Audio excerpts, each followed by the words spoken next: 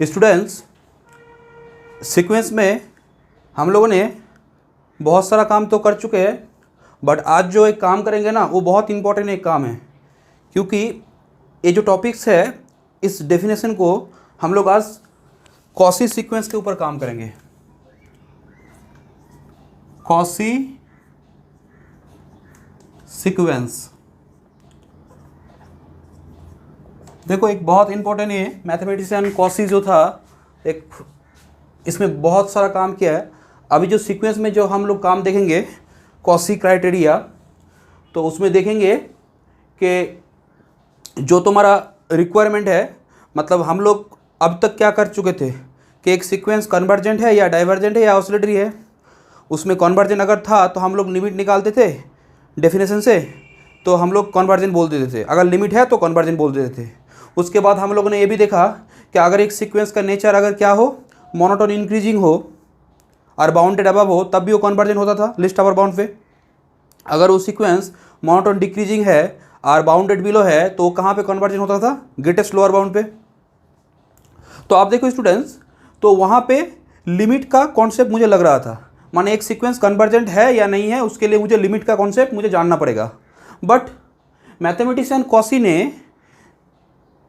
एक प्रिंसिपल जिसको बोलते हैं कॉशी जनरल प्रिंसिपल या फिर कॉशी क्राइटेरिया, उसमें हम लोग देखेंगे कि एक सीक्वेंस कन्वर्जेंट है या नहीं है उसको जस्ट टर्म का बिहेवियर देख के ही बोला जाएगा। मतलब दो टर्म को कंपेयर करके उसका बिहेवियर देख के हम लोग बोल देंगे कि द सीक्वेंस इज कन्वर्जेंट या तो नॉट कन्वर्जेंट। ठीक है, तो देखो स्टूडेंट्स एक बात, पहले तो मैं इस चीज़ को आने से पहले कॉशी सीक्वेंस क्या है, इसमें पहले मैं इसका जो प्रोनाउंसिएशन है ना इसके ऊपर थोड़ा मैं बोलना चाह रहा हूँ, क्योंकि मैंने देखा है इसमें प्रोनाउंसिएशन बहुत स्टूडेंट गलती करता है। देखो क्या बात है कि मैंने यहाँ पे जो CH देख पा रहे हो ना, कॉशी में जो CH है ये CH,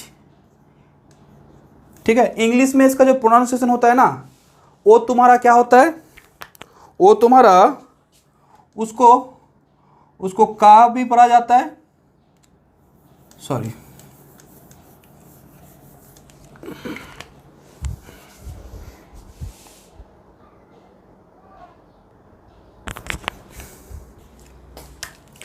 देखो जो CH है इंग्लिश में इसका जो प्रोनाउंसिएशन होता है उसको का भी पढ़ा जाता है, उसको सा भी पढ़ा जाता है और उसको चा भी पढ़ा जाता है। ठीक है, तो देखो स्टूडेंट्स, जो CH जो हम लोग इंग्लिश में जो यूज़ करते हैं, इसका हम लोग क्या करते हैं, उसका जो प्रोनाउंसिएशन होता है बहुत सारा वर्ड में उसको का भी पढ़ा जाता है, सा भी पढ़ा जाता है, चा भी पढ़ा जाता है। जैसे देखो स्टूडेंट्स, यहाँ पे जो का है, देखो जैसे इसके लिए देखो केमिस्ट्री,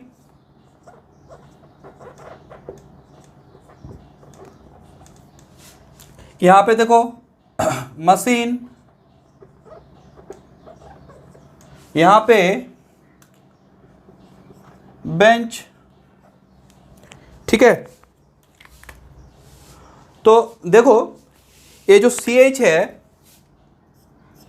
यहाँ पे CH जो है, यहाँ पे जो CH है, देखो एक बार देख लो कि देखो इस CH में इसको केमिस्ट्री का पढ़ा गया और मशीन में देखो उसको सा पढ़ा गया, और जब बेंच होता है तो उसको चा पढ़ा जाता है। तो देखो ये जो CH का प्रोनाउंसिएशन है ना, देखो एक ही चीज़ का प्रोनाउंसिएशन अलग अलग हो रहा है। तो ये होता है तुम्हारा इंग्लिश में कुछ ऐसा फॉल्ट है। ठीक है, माने CH लिखा है बट उसका प्रोनाउंसिएशन वर्ड के बेसिस पे चेंज हो रहा है।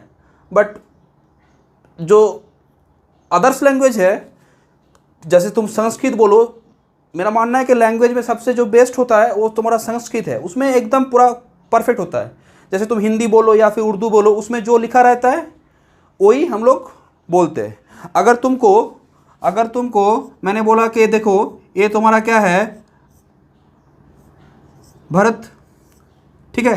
तो भरत के स्पेलिंग में इंग्लिश का जो होता है,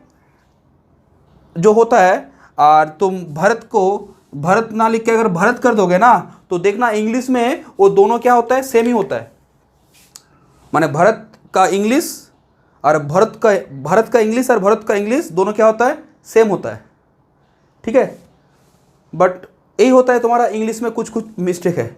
जैसे तुम देखो कमल, KAMAL कमल, और कमाल, तो देखो स्पेलिंग सेम है, हाँ एक ए आता है बट स्पेलिंग सेम ही लगता है। तो इसीलिए कि कुछ चीज़ में तुमको देखना पड़ेगा। जैसे यहाँ पे ये जो CH है ना, इसको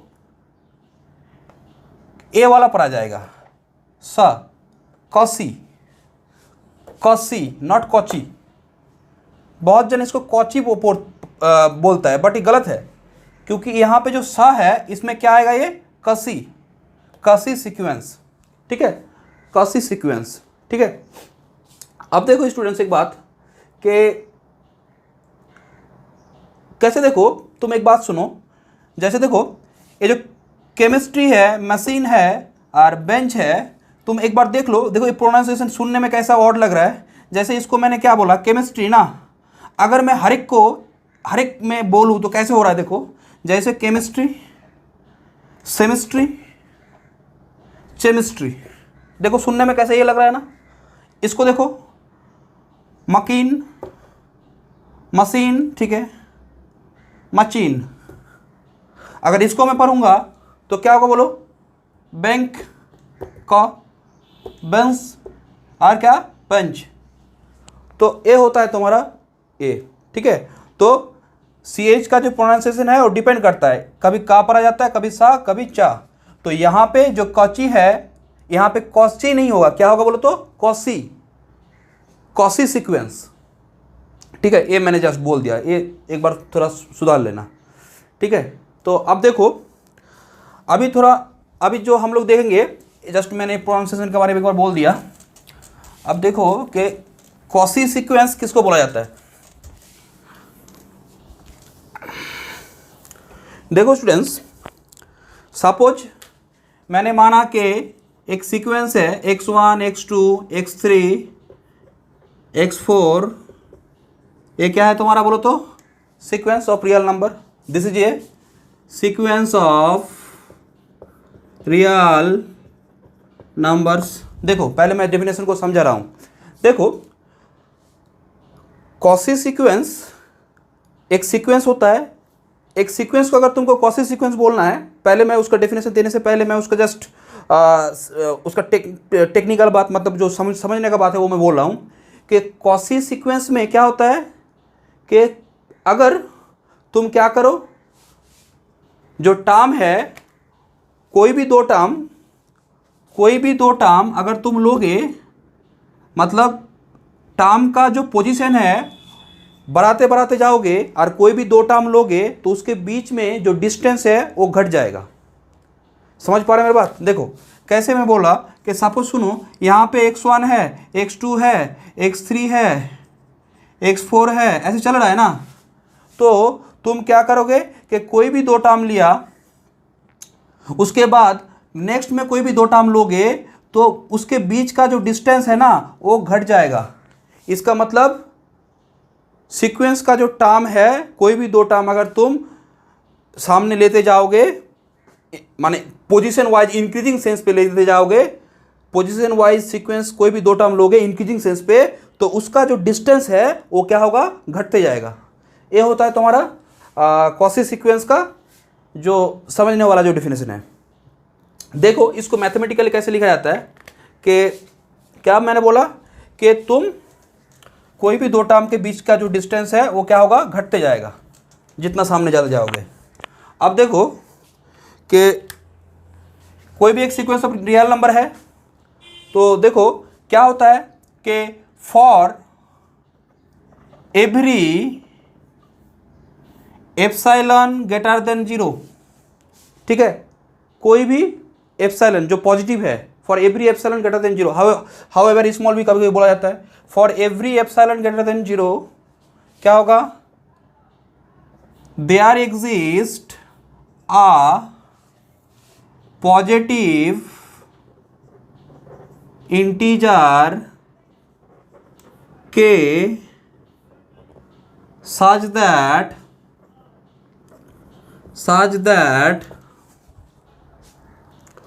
that क्या होगा कि xm minus xn modulus less epsilon for all mn greater than equal to k।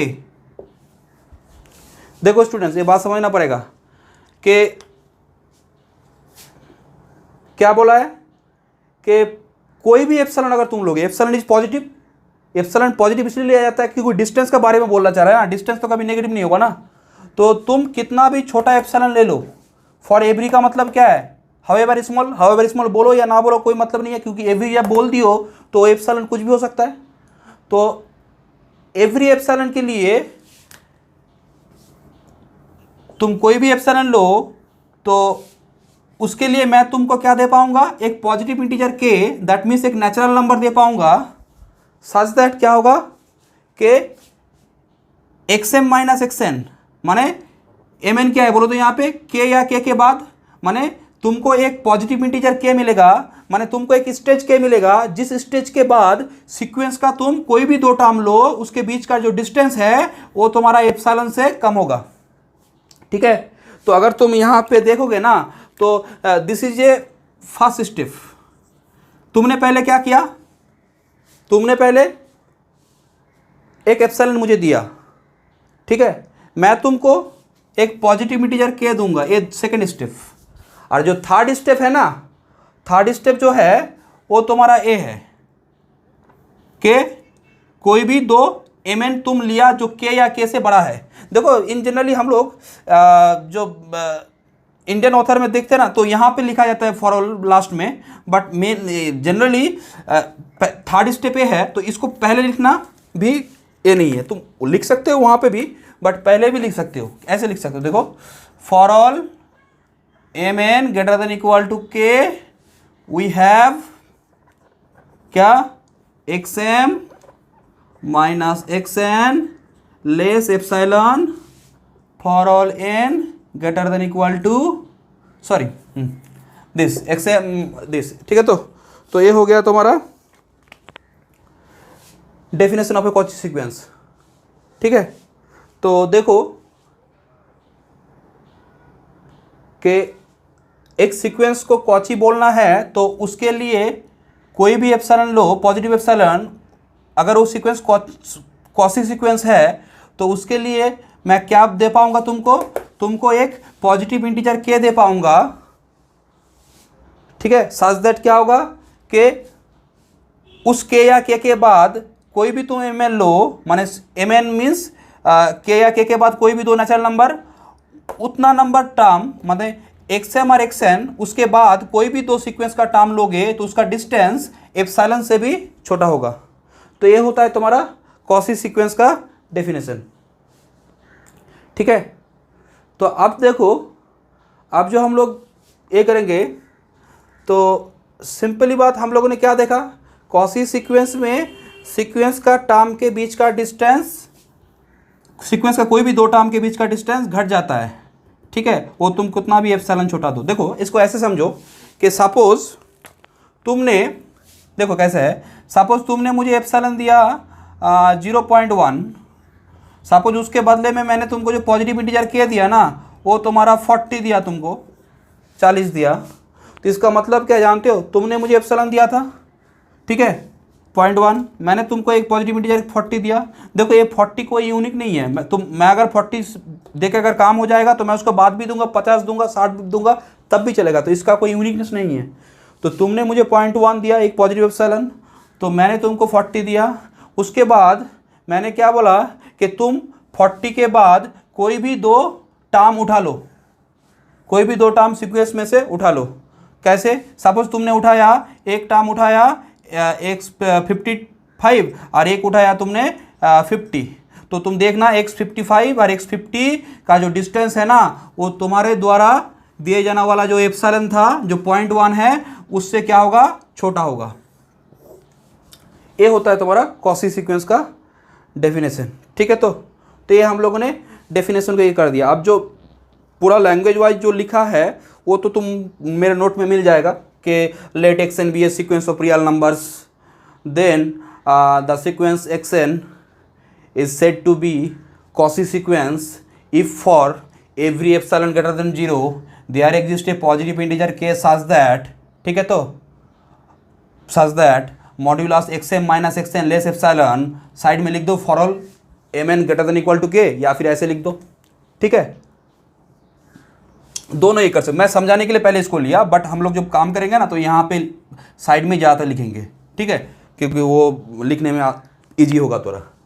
ठीक है, बट समझाने के लिए, क्योंकि ये 1 है, ये 2 है, और ये क्या है बोलो तो this is the third step, क्योंकि तुमने मुझे एप्सिलॉन दिया था, उसके बदले मैंने तुमको के दिया, और वो जो के दिया उसके बाद तुम क्या करो, उसके बाद सीक्वेंस का कोई भी 2 टर्म उठा लो 40 या 40 के बाद क्या होगा कि तुम देखना कि वो 2 टर्म के बीच का जो डिस्टेंस है वो लेस देन एप्सिलॉन होगा।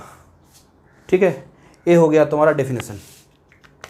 अब देखो स्टूडेंट्स, इस डेफिनेशन को कभी कभी दूसरा स्टाइल में भी लिखा जाता है। कैसे, देखो, अब देखो स्टूडेंट्स, ये जो कॉची सीक्वेंस का जो नोटिस, ये जो डेफिनेशन है, इसको कभी कभी ऐसे भी लिखा जाता है कि यहाँ पे क्या किया जाता है, देखो कि यहाँ पे जो for all N greater than equal to K है ना, किसी एक को पर्टिकुलर के लिया जाता है, तो यहाँ पे क्या हो जाएगा, for all N greater than equal to K जो आएगा तुम्हारा, वी हैव क्या आएगा बोलो, एक्स एन माइनस एक्स, जो ए है ना इसमें हम लोग क्या पर्टिकुलर के ले लिए, तो बोलो तो तब भी होगा ना, ये तो डिस्टेंस है ना, किसके बीच का डिस्टेंस, एन टर्म और के टर्म के बीच में, और एन क्या है, के या के से बड़ा, और मैंने पर्टिकुलर के ले लिया। सपोज 40 जो था ना, 40 से बड़ा लेना था, 55 और 50 लिया था, मैंने यहाँ पे पर्टिकुलर एक 40 ले लिया और दोनों में किसी एक को ले लिया, तो ये बात यहाँ पे बोला गया है। ठीक है, ऐसे भी कर सकते हो। ठीक है, अब देखो और एक नोटेशन है जो सबसे ज़्यादा हम लोग यूज़ करेंगे। ठीक है, बहुत यूज होता है, ये सीरीज में भी बहुत यूज होता है। क्या नोटेशन है, देखो कि यहाँ पे इस जगह के लिए मैं सिर्फ बोल रहा हूँ, अच्छा इस जगह के लिए बोल रहा हूँ, और मैंने तुम लोगों को ये भी बोल दिया कि यहाँ पे for all M N greater than equal to K है ना, उसको तुम यहाँ पे भी लिख सकते हो, और हम लोग लिखेंगे भी वैसा ही, बट मैं समझाने के लिए 1 2 3 और 4 करने के लिए मैंने ये बात बोला था तुम लोगों को।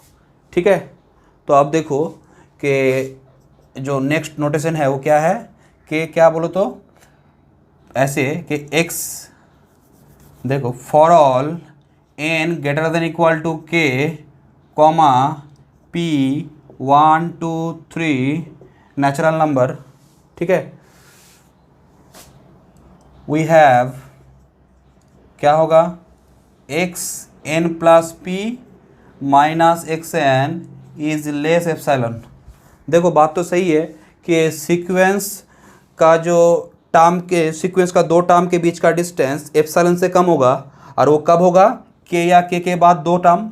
अब मुझे बोलो तो एन जो है वो के से बड़ा है, सपोज मैंने बोला मेरा के क्या है 40 है, एप्सिलॉन 0.1 के लिए के 40 है, और सपोज मैंने एन लिया 50 को, सपोज मैंने एन क्या लिया 50 को। अच्छा, उसके बाद बोलो तो मैं एन प्लस पी का मतलब क्या है कि 1 2 पी का वैल्यू 1 2 3 4 नेचुरल नंबर होगा, तो बोलो तो मैंने एन 50 लिया, अगर मैं पी का वैल्यू 3 लूँगा या 4 लूँगा या 5 लूँगा, सपोज मैंने पी का वैल्यू 5 लिया, तो मुझे बोलो तो एक्स 50 प्लस 5 माइनस क्या एक्स 50 लेस एप्सिलॉन होगा ना, एक्स 55 माइनस एक्स 50। क्योंकि एक बात देखो स्टूडेंट्स, यहाँ पे क्या किया गया बोलो तो, यहाँ पे बोला गया कि तुम कोई एक एन ले लो जो के या के से बड़ा है, उसके बाद जो ले लिए, सपोज तुमने 50, सपोज तुमने क्या किया, सपोज तुमने 50 ले लिया, सपोज तुमने 50 ले लिया, तो 50 के बाद कोई भी टर्म ले, क्योंकि p जो है 1 2 3 नेचुरल नंबर, तो वो तो नेक्स्ट टर्म को ए कर देगा ना, उसको उसमें भेज देगा। तो वही बात बोला है कि कोई भी एक नेचुरल नंबर लिया जो k या k से बड़ा है, उसके बाद एन प्लस पी करोगे तो क्या होगा,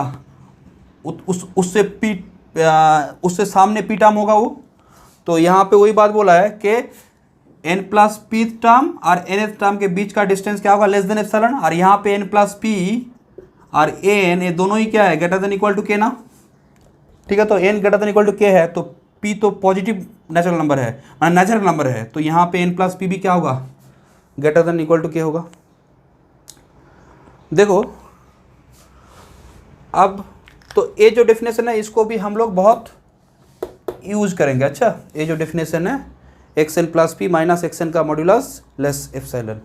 ठीक है, तो ये हो गया तुम्हारा डेफिनेशन ऑफ कॉसी सीक्वेंस। अब देखो, अब एक थ्योरम देखेंगे जिस थ्योरम का नाम है, जिस थ्योरम में हम लोग क्या देखेंगे कि every quasi sequence is a bounded. तो ठीक है, लिखो उसको।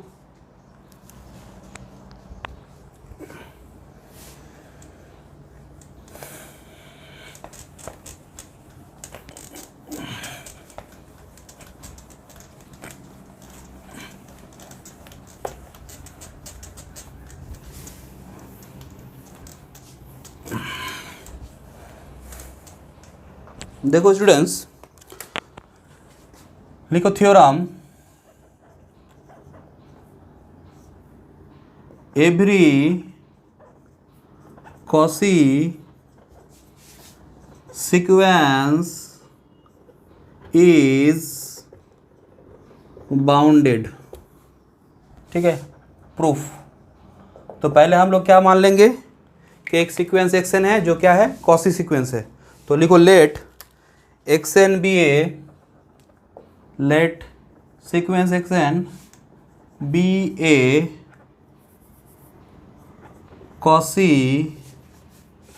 सीक्वेंस, हाँ, and epsilon be an arbitrary positive number. ठीक है, तो आप देखो स्टूडेंट्स, मैंने एक्स एन को कॉसी सीक्वेंस मान लिया। अब देखो एप्सिलॉन भी आर्बिट्ररी पॉजिटिव नंबर, तो मुझे एक बात बोलो कि एप्सिलॉन आर्बिट्ररी पॉजिटिव नंबर है ना, तो एक काम करो, मुझे बाउंडेड दिखाना है ना, तो मैं क्या करता हूँ, एप्सिलॉन को एक पर्टिकुलर वैल्यू ले लेता हूँ। अगर मैं दिखा पाऊँ कि सीक्वेंस का हर एक टर्म के एक नंबर और दूसरे नंबर के बीच में रहता है, दो नंबर के बीच में रहता है, तो हम लोग बोलते हैं बाउंडेड। तो लिखो कि फॉर, सपोज मैंने क्या लिया, लिखो for epsilon equal to 1, epsilon एक पॉजिटिव नंबर है, फॉर एप्सिलॉन इक्वल टू 1 क्या बोल सकता हूँ, बोलो तो there exist a positive integer K such that. अब मुझे एक बात बोलो, अभी हम लोगों ने कॉसी सीक्वेंस में क्या देखा कि कोई भी एप्सिलॉन अगर तुम दोगे तो उसके लिए मैं तुमको एक पॉजिटिव इंटीजर के दे पाऊंगा सच दैट क्या, X M minus x N modulus is less epsilon for all M N greater than equal to के। ठीक है, तो यहाँ पे बोलो तो मैं क्या लिखूंगा, देखो क्या लिखूंगा, mod x M minus x n क्या less epsilon for all M N greater than equal to के। ठीक है, ठीक है, देखो इस साइड में भी पहले इसको लिख सकते हो या फिर ऐसे। ठीक है, हम लोग ऐसे ही लिखेंगे, देखने में अच्छा लगेगा। अच्छा, अब देखो X M minus x N modulus is less epsilon for all M N greater than equal to क्या, के।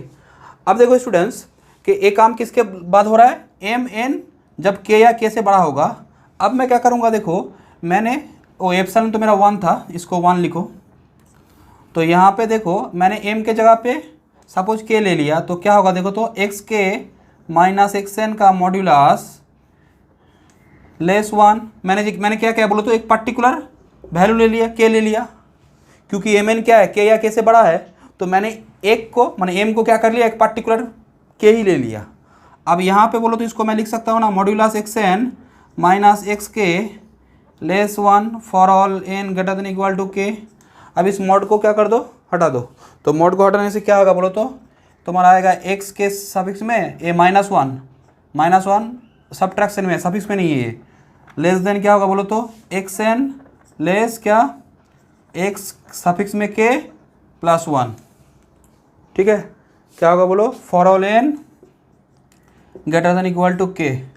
अब देखो स्टूडेंट्स, यहाँ से तुम नहीं बोल सकते हो कि द सीक्वेंस इज बाउंडेड, क्योंकि देखो ये जो सीक्वेंस का जो टर्म है एक्स एन टर्म है, एन या के बाद सीक्वेंस का सभी टर्म क्या है बोलो तो के या के बाद सीक्वेंस का सभी टर्म इस नंबर और इस नंबर के बीच में है। This is the lower bound इसके लिए के या के बाद। जैसे मैंने बोला कि सपोज मानो कि एक क्लास में 1 से लेके जो 100 स्टूडेंट है 100, सपोज मानो कि 30 से लेके 100 स्टूडेंट के में जो हाईएस्ट मार्क है वो 76 है, ठीक है। इसमें हाईएस्ट मार्क 76 है, बट मुझे 1 से 29 तक मुझे कुछ नहीं मालूम है उसका क्या नंबर है। तो मैं क्या करूँगा बोलो तो मैं इसमें से सिर्फ इसको लूँगा और 1 से लेके 29 में उसको लेके इसके साथ मैक्स कर लूँगा, ठीक है। वही तो बात होता है ना, क्योंकि इसमें तो मुझे मालूम है कि इसमें सबसे हाईएस्ट कौन है और मुझे पूरा क्लास का हाईएस्ट नंबर चाहिए। तो मैं क्या करूँगा, इसमें से जो 30 से 100 में मुझे हाईएस्ट मालूम था उसको ले लिया और 1 से लेके 29 को अलग से देख लूँगा और उसका मैक्स कर लूँगा। तो देखो वही बात है, क्योंकि मुझे मालूम है के या के बाद सीक्वेंस का जितना सारा टर्म है सभी क्या है इस नंबर से छोटा है, ठीक है। सभी क्या है इस नंबर से छोटा है। तो बट 1 2 3 से लेके k-1 तक मुझे कुछ नहीं मालूम है सीक्वेंस का टर्म इससे छोटा या नहीं है। तो उसके लिए हम लोग क्या करेंगे, उसका मैक्स ले लेंगे। तो लिखो, क्या लिखोगे, लिखो लेट कैपिटल बी, लिखो let capital B is a max of क्या x1 x2 x3 and so on x suffix में k-1, और वो वाला क्या होगा बोलो तो x सफिक्स में k और ये होगा +1, ठीक है, इसका मैक्स। तो बोलो तो मुझे, मैं अब लिख सकता हूँ ना कि सीक्वेंस का सभी टर्म क्या होगा less equal to B for all N belongs to natural number. अब हो जाएगा क्योंकि मैंने 1 से लेके k-1 तक इंक्लूड कर लिया। अब देखो इक्वल भी हो सकता है ना, क्योंकि इक्वल इसी में से अगर कोई आ जाए तो इक्वल हो जाएगा। देखो एक जन तो इक्वल का केस आएगा, ठीक है। तो अब देखो, क्योंकि इसमें से अगर आ जाएगा तो इक्वल होगा, अदरवाइज नहीं होगा। x1 से लेके xk-1 तक अगर आएगा तो इक्वल होगा। अब देखो, अब क्या करेंगे, अब तुम्हारा ये तो हो गया कि सीक्वेंस का सभी टर्म b कैपिटल B से छोटा या इक्वल है for all n belongs to natural number के लिए। अब मुझे क्या करना है बोलो तो मुझे बाउंडेड प्रूफ करना है। इसका मतलब क्या प्रूफ करना है, उस वो बाउंडेड बिलो भी होगा, मतलब लोअर बाउंड निकालना है। तो आप देखो तो स्टूडेंट्स, मुझे ये भी मालूम है कि जो सीक्वेंस का टर्म है ना वो सब इस नंबर से क्या है बड़ा है, मतलब ये लोअर बाउंड है। बट ये किसके लिए है, के या के बाद। बट मुझे क्या 1 से 29 मालूम नहीं है, तो अब मुझे लोएस्ट निकालना है। सपोज मुझे मालूम चला कि इसमें लोएस्ट नंबर है 13 इस जगह पे।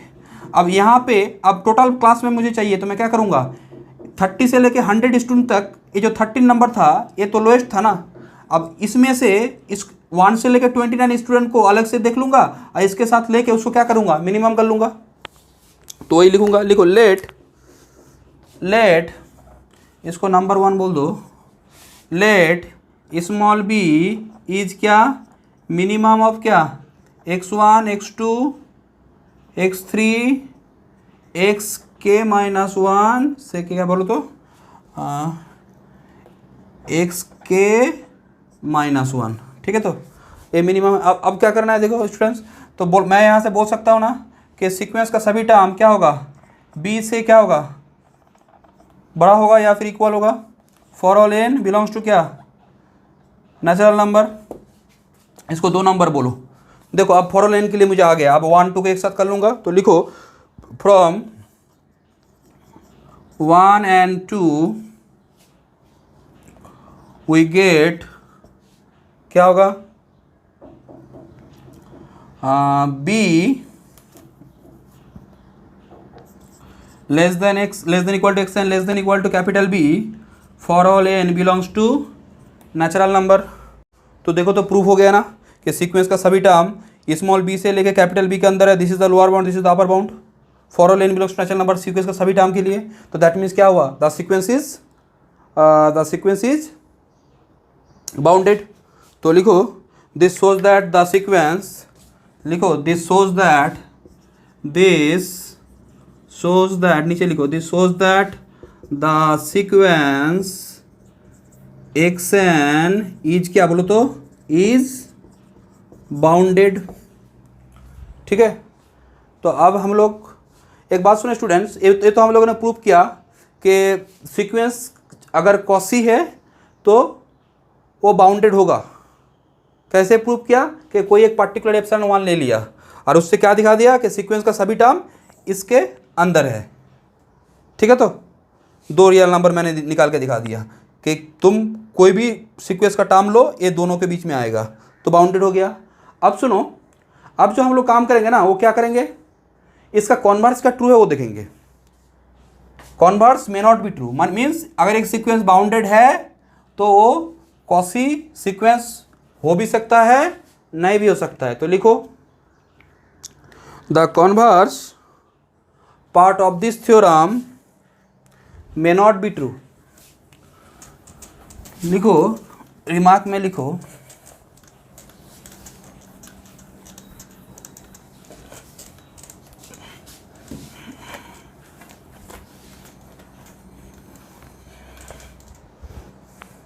स्टूडेंट रिमार्क में के converse part of this theorem, converse part of the above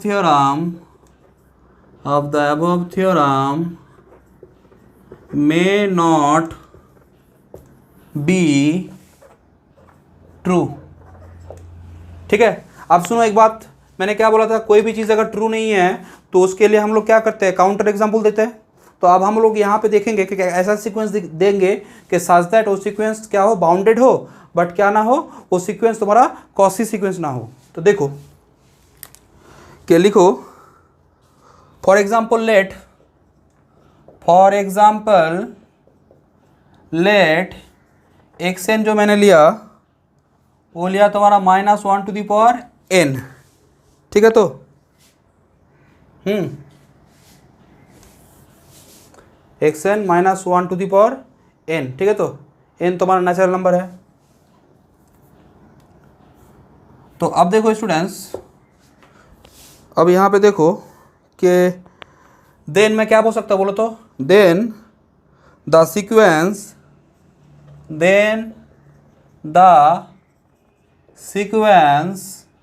x N जो सीक्वेंस है बोलो -1+1 तो देन द सीक्वेंस दिस ई बाउंडेड है ना, अपर बाउंड 1। तो देखो then the sequence x N is क्या, is bounded above by 1 and bounded below by क्या बोलो, by -1, hence बाउंडेड। ठीक है, तो देखो तो ये जो सीक्वेंस एक्शन है ये क्या है बोलो तो बाउंडेड हो गया। अच्छा, अब देखो, अब हम लोग देख रहे हैं कि ये जो सीक्वेंस है ना ये तुम्हारा कॉसी नहीं है, वो मुझे दिखाना पड़ेगा। मतलब जो डेफिनेशन है उसको मैं ब्रेक करूंगा। देखो कैसे, मतलब उसको होल्ड नहीं कर रहा वो दिखाऊंगा कि लिखो देन मत लिखो now mod x M minus x N. ठीक है, इसका डिफरेंस क्या दिखाना पड़ेगा, लेस देन एप्सिलॉन तुमको दिखाना पड़ेगा। ठीक है, तो देखो तो इसका वैल्यू एक्स एम का वैल्यू क्या होगा, -1/m और ये क्या होगा -1/n। ठीक है, तो यहाँ पे देखो सपोज मानो कि दोनों इवन है, एम आर एन दोनों इवन है। इवन है माने क्या, ए वन होगा और ए क्या होगा, ए वन, तो वन माइनस वन जीरो हो जाएगा। अगर ये ऑड है तो ये माइनस वन होगा और ये माइनस वन होगा तो प्लस हो जाएगा, तो minus one plus one zero हो जाएगा। तो this is zero if M and N are both odd और इवन। ठीक है, माने एक साथ अगर ऑड इवन होगा तो क्या होगा, देखो जीरो आ रहा है। और यहाँ पे देखो सपोज तुमने एक को इवन लिया, सपोज इसको इवन लिया minus one two the power six even, तो ये क्या हो गया वन, और इसको ऑड लिया तो माइनस होगा, माइनस माइनस प्लस होगा, टू आ जाएगा। देखो तो दिस इज टू। ठीक है, कब होगा बोलो तो, इफ एम एंड एन क्या होगा, ऐसे बोलो, if one of m and N are even and other is odd. ठीक है, माने एम और एन में अगर कोई एक जन इवन है तो उसमें, और दूसरे में और दूसरा जन अगर ऑड है तो क्या होगा, टू आएगा।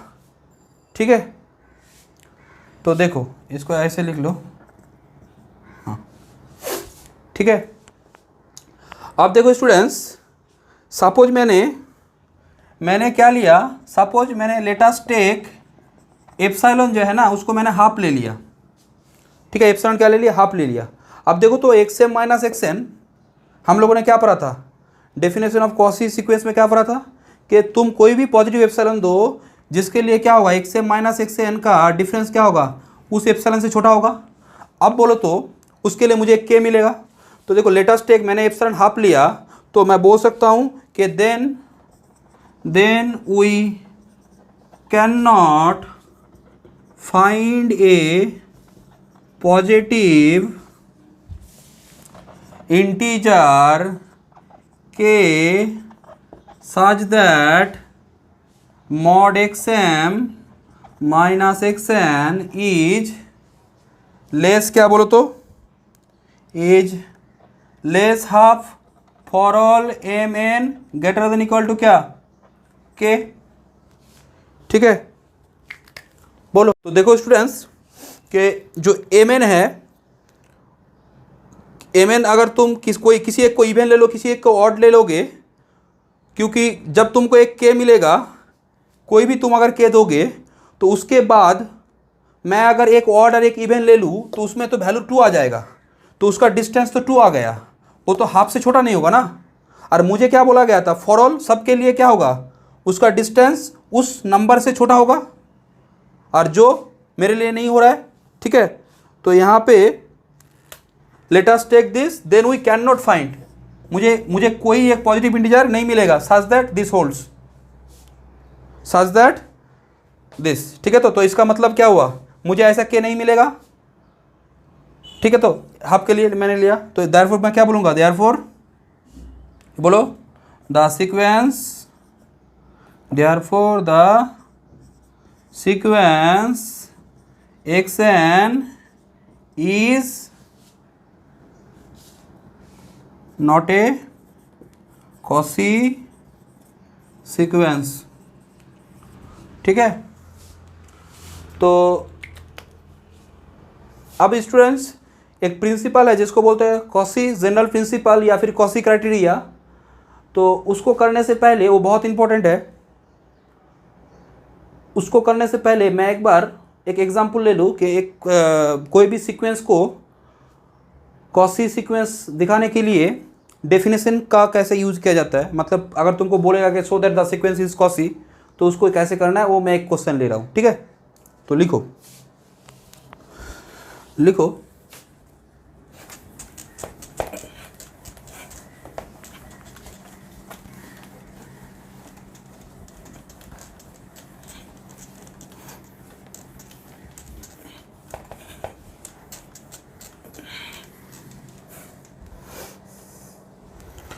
स्टूडेंट्स,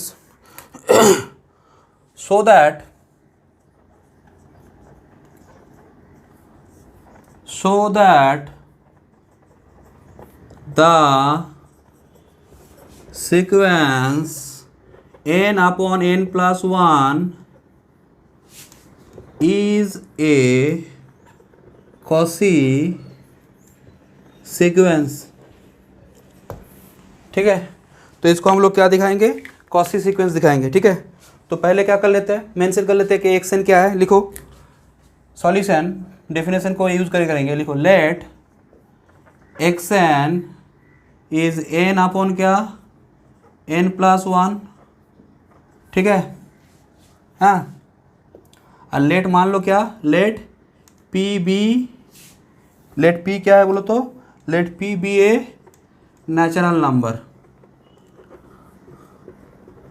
ठीक है, तो p मैंने एक नेचुरल नंबर ले लिया और एक्स एन क्या है, n upon n plus one.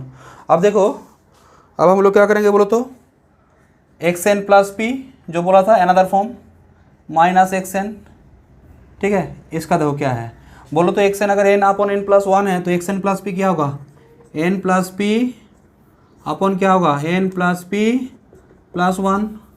और ये क्या होगा बोलो तो, x n upon n plus one. देखो अब इसका कैलकुलेशन क्या आ रहा है, देखो कि this is n plus one into n plus p plus one, ऊपर में क्या होगा बोलो, n plus p into n plus one, n into n plus p plus one. ठीक है, अब इस ऊपर में कैलकुलेट करो क्या आ रहा है, देखो n square n n p p n p p minus n square n p minus minus n upon n plus one, n plus p plus क्या वन। अब देखो स्टूडेंट्स, यहाँ पे एन स्क्वायर कैंसिल, यहाँ पे n p minus n p plus cancel और n n cancel, तो ऊपर में क्या रहा है बोलो तो, ऊपर में है तुम्हारा p upon n plus one, n plus p plus one. P natural number है ना। अब मुझे एक बात बोलो तो, मैं लिख सकता हूँ ना कि this quantity is less one upon n plus one.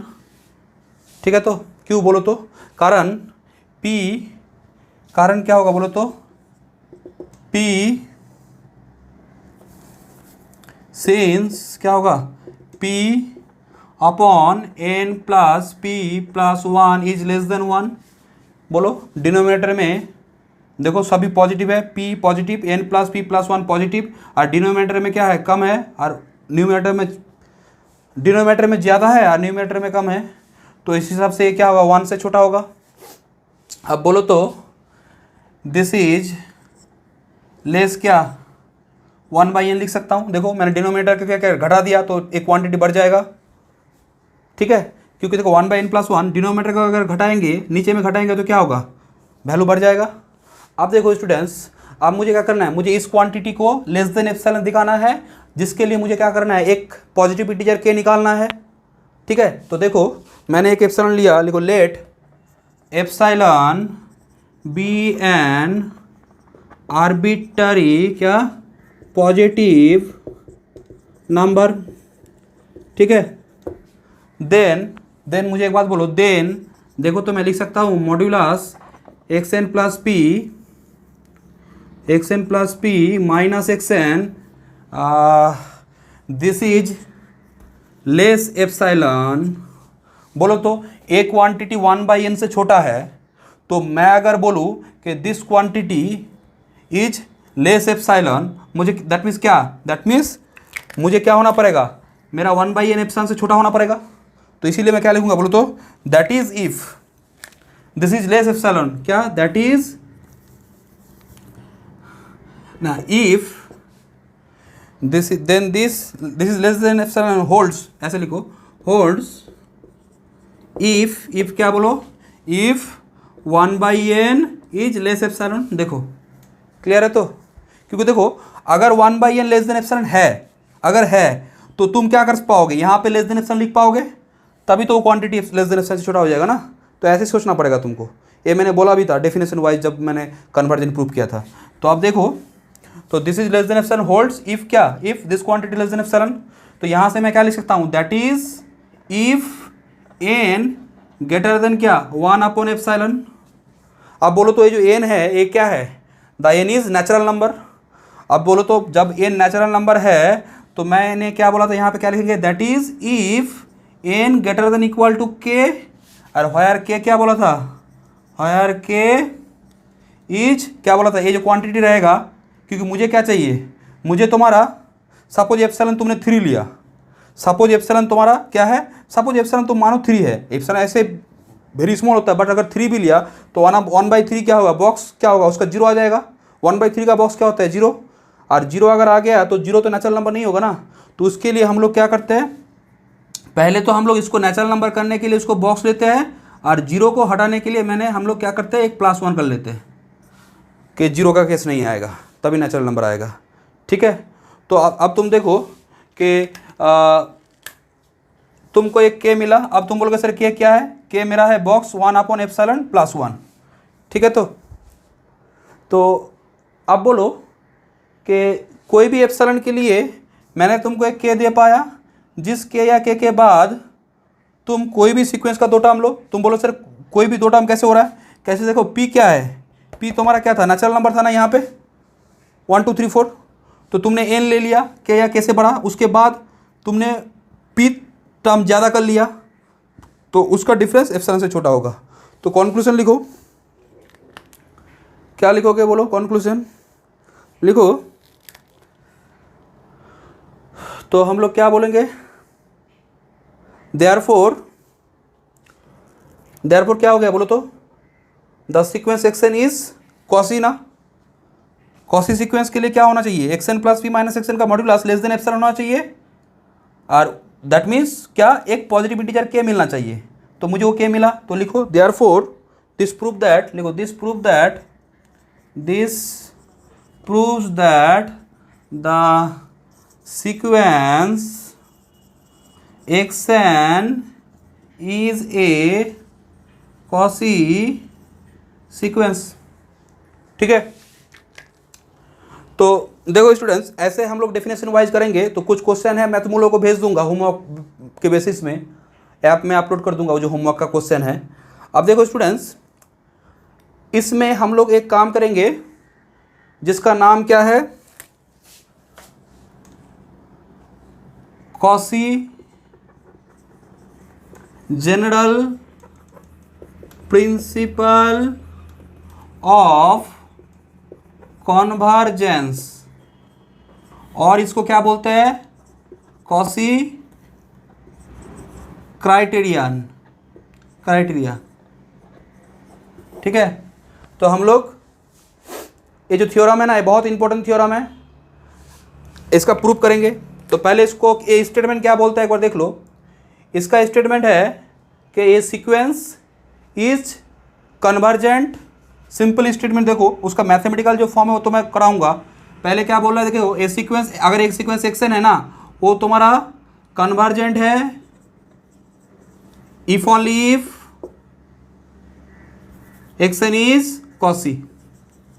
ठीक है, ये सिंपल बात है। देखो अगर सीक्वेंस xn रियल नंबर का सीक्वेंस है, तो the sequence xn is convergent if only if the sequence is Cauchy sequence. ठीक है, तो क्या हुआ बात कि a sequence of real numbers is a convergent if only if Cauchy sequence.